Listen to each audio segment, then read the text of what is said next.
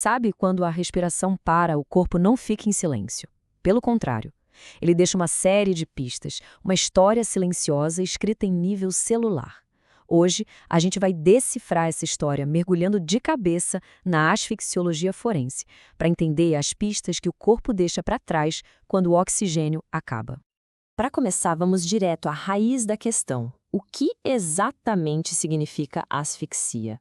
A palavra em si já esconde uma pista de como os antigos entendiam o problema, e a resposta talvez não seja o que se espera. Pois é, a palavra vem do grego asfixia, que quer dizer literalmente sem pulso. Curioso, não é? Isso porque, antes da ciência moderna, a parada cardíaca era o sinal mais óbvio da morte. Hoje, a gente sabe que a falta de pulso é a consequência, não a causa. O verdadeiro drama começa bem antes, com a falta de ar. E o que acontece no organismo quando o oxigênio para de chegar? Bom, o sangue, que antes era vibrante e cheio de oxigênio, começa a escurecer. As células, sem o seu combustível essencial, simplesmente começam a morrer. É esse processo de colapso celular que deixa um rastro de evidências que os peritos forenses aprendem a ler. E é aqui que a investigação forense realmente começa.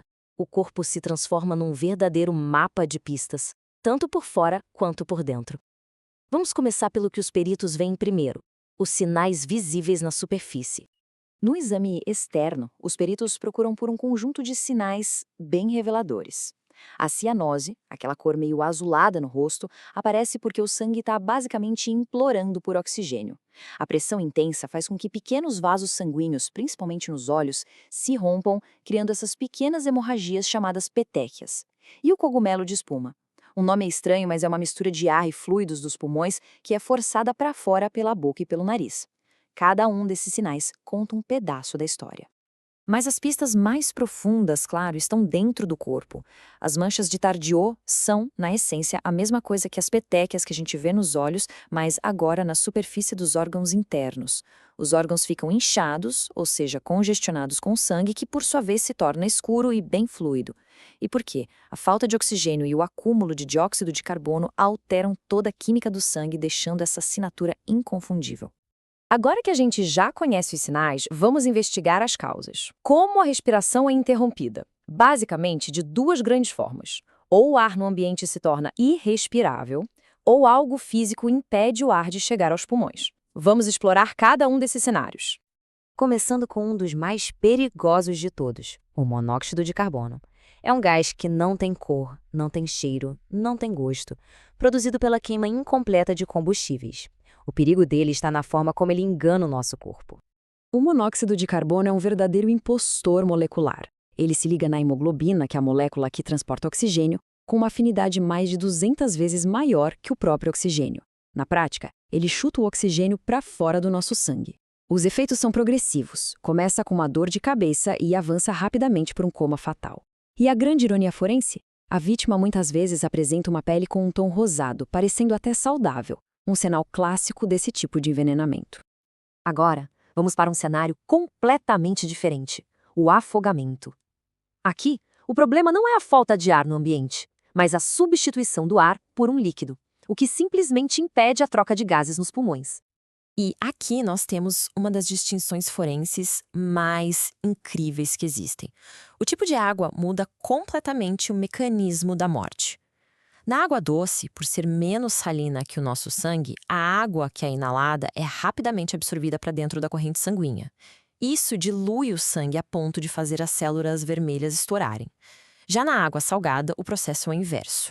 O sal da água puxa o plasma do sangue para dentro dos pulmões, causando um edema pulmonar massivo. São dois cenários com duas histórias fisiológicas completamente diferentes. Vamos passar agora para a categoria talvez mais dramática de asfixia, onde a história é contada pelas marcas deixadas no pescoço. E aqui cada detalhe é absolutamente crucial para determinar o que aconteceu. Primeiro, o enforcamento. O ponto central aqui é que a força que aperta o laço é o próprio peso da vítima, seja de forma total ou parcial. A ação é passiva. Em seguida, o estrangulamento. A diferença fundamental é a fonte da força. Aqui também existe um laço, mas ele é apertado por uma força externa e ativa. As mãos de outra pessoa, um objeto sendo torcido, qualquer coisa que não seja o peso do corpo. E por último, a esganadura. Essa é a forma mais direta de todas. A constrição é feita pelas mãos. Não tem laço. As evidências são as marcas dos dedos e das unhas, cravadas diretamente na pele do pescoço. Com definições tão próximas, a pergunta que fica é: como os peritos podem ter certeza do que aconteceu? A resposta, como sempre na perícia, está nos detalhes sutis que cada método deixa para trás. E essa tabela resume tudo de forma brilhante. No enforcamento, como o corpo está suspenso, o sulco é oblíquo, subindo em direção ao ponto de suspensão, e é interrompido nesse ponto. Já no estrangulamento, a força é aplicada de forma mais direta, então a marca do laço tende a ser horizontal e contínua, dando a volta no pescoço. E na esganadura? Bom, não existe um sulco uniforme, mas sim as marcas diretas dos dedos e das unhas. Esses detalhes, que parecem pequenos, podem ser a diferença entre classificar uma morte como suicídio ou como homicídio. No final das contas, a asfixiologia forense é exatamente isso: montar um quebra-cabeça. Cada sinal, cada marca, cada detalhe químico é uma peça essencial para conseguir revelar a imagem completa do que aconteceu. A cianose, as manchas de Tardieu, a direção de um sulco no pescoço, nada disso é trivial. Para o perito, isso é um vocabulário. É a maneira que o corpo tem de comunicar as circunstâncias de seus últimos momentos de vida.